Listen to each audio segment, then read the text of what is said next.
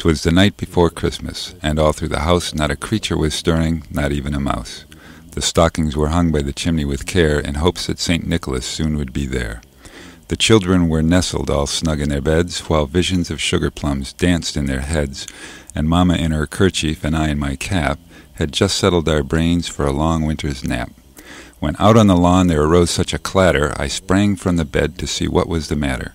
Away to the window I flew like a flash, tore open the shutters and threw up the sash. The moon on the breast of the new-fallen snow gave the luster of midday to objects below, when what to my wondering eyes should appear but a miniature sleigh and 8 tiny reindeer. With a little old driver so lively and quick, I knew in a moment it must be St. Nick. More rapid than eagles his coursers they came, and he whistled and shouted and called them by name. Now Dasher, now Dancer, now Prancer and Vixen, on Comet, on Cupid, on Donner and Blitzen, to the top of the porch, to the top of the wall. Now dash away all. As dry leaves that before the wild hurricane fly, when they meet with an obstacle mount to the sky, so up to the housetop the coursers they flew, with the sleigh full of toys and St. Nicholas too. And then in a twinkling I heard on the roof the prancing and pawing of each little hoof. As I drew in my head and was turning around, down the chimney St. Nicholas came with a bound. He was dressed all in faux fur from his head to his foot, and his clothes were all tarnished with ashes and soot.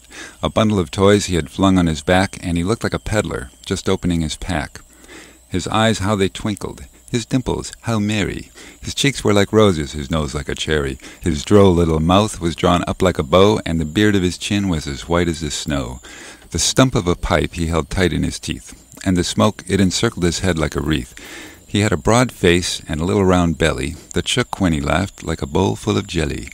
He was chubby and plump, a right jolly old elf, and I laughed when I saw him in spite of myself.